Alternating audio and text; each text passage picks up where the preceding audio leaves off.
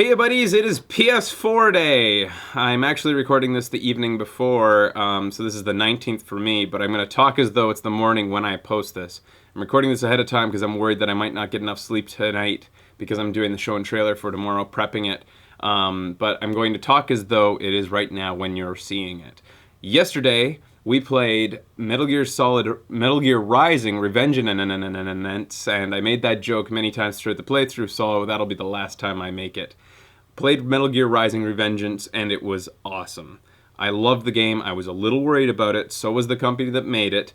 Konami kind of fired the first studio, which was their internal studio, I guess. I don't actually know that exact info, but the first guys who worked on it weren't able to make the slicing component work in the game. They kind of had this, I guess, monstrosity of stealth game combined with hack and slash, and the hacking and slashing, or the slicing anything, the Zenzetsu, I think they called it, felt tagged on and felt slow and clunky and didn't make any sense. So they passed it on. They ended up ripping it out of their hands, passed it on to Platinum Games, who made Beautiful Joe and Bayonetta. And they've been doing pretty much no wrong lately. All the stuff they've come out with in the last, ever, I feel like is a hit. And this is no exception. They did a great job with this. They really picked it up. The slicing, get it right out of the way right away. Feels awesome, looks awesome, and it doesn't feel tagged on. In fact, I said during the playthrough that it almost feels as though instead of, some people were worried that it slows down the action, like you're slicing really fast, and all of a sudden it slows down time and you have to slice a whole bunch. Well, first of all, you don't have to slice at all if you don't want to. You can just keep on playing the game. You get bonuses for doing the slicing, including health, and it charges up your slice meter, which is a slice mode that you go into. You have to charge up your meter first. So potentially what you could do is chain slice modes so that you just sluicing through all the little guys. You can't sluice through every little guy. Humans you can. Other guys you have to whittle down a little bit first, and then when a part of their body starts glowing, then you can start to slice it up. Anyways, that stuff I felt as though was just a nice change of pace. It makes it so that the gameplay isn't that monotonous, in fact.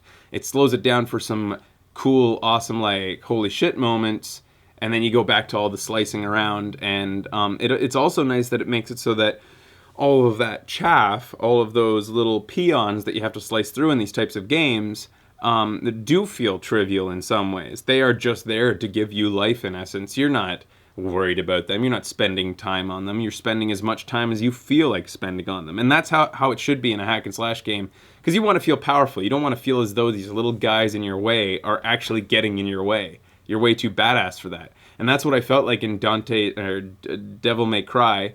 I felt as though these little guys were just like, why are they taking so much time to take down? Like, I'm awesome. In the cutscene, I just watched Dante take down this giant ass fucking demon, but now he has to spend like 2 minutes slicing up like 5 little guys that are coming around like cherubim. I'm gonna be doing a lot of comparing to Devil May Cry, mainly because it's the last hack and slash I played, and second of all, I had trouble coming to terms with the fact that I didn't like Devil May Cry, even though I considered it to be kind of a solid game, and I had to really kind of figure out what it was about it that I didn't like. And almost everything that I didn't like about Devil May Cry is addressed in the exact opposite way in Metal Gear Solid Rising. Things like the actual feeling of the slicing. I feel like I'm tearing through flesh with metal, which is, in my opinion, that's how it should feel when you're playing a hack and slash.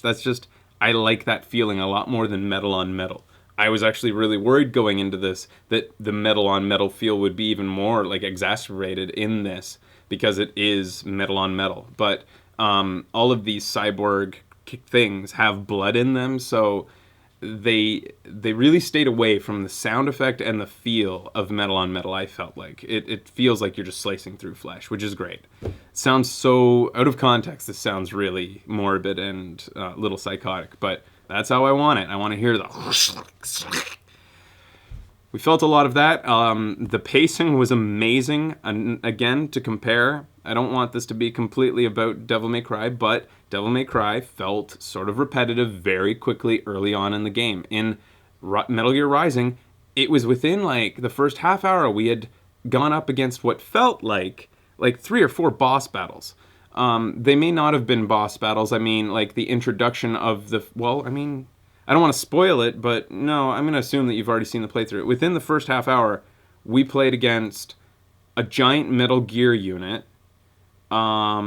We played against little Metal Gear units, which were their own like learning curve. Even though they're not a boss, it was the introduction of them. It felt like a boss. We went up against another guy with a sword that we actually had to fight back and forth. And then, like, I guess in about 45 minute mark, we went up against the kitty, which I'm sure you saw in the trailers. He's actually supposed to be a dog, but he's metal guy. We went up against helicopters, and then we went up against a second mode of the Metal Gear. The point is, in Devil May Cry, like, there was one boss battle, and then, like, it took a half hour for the next boss battle, and then it took another, like, half hour. It was really far apart, but in Metal Gear Rising, it feels like they're just nonstop throwing something new at you. The cutscenes are very interesting, but brief. The characters are awesome and weird and kind of goofy. We had a long discussion on the show whether the goofiness was intended or unintentional. Given the history of Platinum Games, the chat and I guess we came to the consensus that it was all intentional, but there's still moments where I'm still thinking the cheese might not have been completely intentional. It feels like it's not taking itself too seriously, though. Metal Gear has had that in the past. Not quite to this extent. Metal Gear Solid is a little more serious than this, but I'm not going to spoil the moment where I said on the show, this is what it was. If you've seen our Phoenix Wright playthrough, it was the Phoenix getting hit in the face with the toupee moment that made me finally give in 100% to this game and to Raiden, who I had reservations about. Like, the guy, reservations. I mean, in the announcement video for the game, I made fun of him with Baby Hank. Like, Ben and I have, it's in the intro to our playthrough, our rant about Raiden and why. Watch that and you'll see. But Raiden came around for me. He's still a little weird. The voice acting's kind of all over the place with him. It's not like they're not quite sure what they want him to be, but I didn't hate him. And I kind of liked him. I thought he was okay. He's good. And the Metal Gear Solid universe continues to feel like Metal Gear universe. It's a little more high-tech now, but that's because it's taking place in the future, I think. I forget the date. But it's got some great characters, too, so far. I think that the story, there's a lot of cliches. The story feels very cliche so far. We haven't seen even the beginning of it. We haven't seen it begin to flesh out completely, but I feel like it's going very typical places. But I don't care. I mean, we're in it for the wow. It feels a lot like Azura's Wrath in some ways, there's just always something over the top happening, really awesome, that you can go, whoa, to like, oh, snap, kind of stuff. Those types of moments. I have heard that the campaign, though, is only like 5 hours long. Some people say that they don't count the cutscenes, so you might be able to add an hour to that or something. Of course, this game has built itself around replayability. It wants you to go through and get the better ranks, S rank or whatever, on every single thing. If you're into that sort of thing, then yeah, you're going to get a lot of playability out of it. If you're just a one playthrough, watch the story, feel like a badass for one playthrough type of person like me, I'd say that the price point of $60 is a little steep. You'd probably want to wait a little while till it comes down before you want to play through this for the campaign.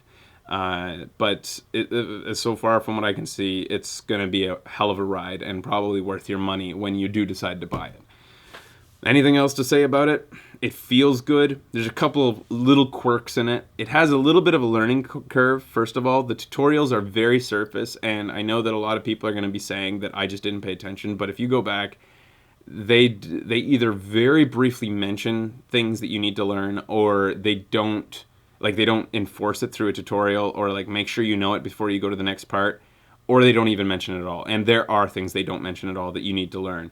So you're going to have to do some Googling, or the instruction book's not going to help you, or figure it out on your own.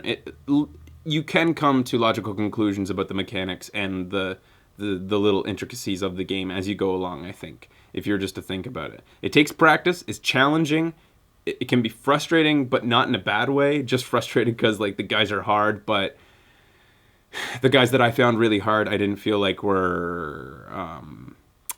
what do you call that word? tedious. They weren't tedious. They were just difficult. They were challenging. And I eventually just have to figure out their patterns and check it out. If I weren't playing it on show, I would have spent more time with these baddies and like tried to figure out their patterns and counter all their moves. Countering is way more satisfying than just dodging all the time, but dodging ends up being your de facto when you're up against a new baddie because you still don't know his everything that he can do and his timing and stuff. So that's kind of getting into the nitty gritty though. On the surface, and this was a first look, it is an awesome game. Totally worth its rating. It's getting like an 80% from most critics. I'd say it's worth that. Yeah, I'd say it's worth that. It's like maybe dock it a few points for its brevity. So maybe I'd put it at about a 70. Again, I'm only going from secondhand information for that. So that's your first look. It's an awesome game. Watch the playthrough. I think you'll enjoy it. It's fun. We have a blast all the way through. It's a very much like an Asura's Wrath playthrough. Today, that being tomorrow for when I'm recording this, but today I will be going live, watching the press conference, the Sony press conference. Join me there at 3 o'clock Pacific time if you'd like to watch it with me. And if you want to watch the more dramatic unveiling on our show and trailer style, 7 o'clock tonight Pacific time. See you there. And I love you, and have fun with PlayStation 4 Day. See you later, guys.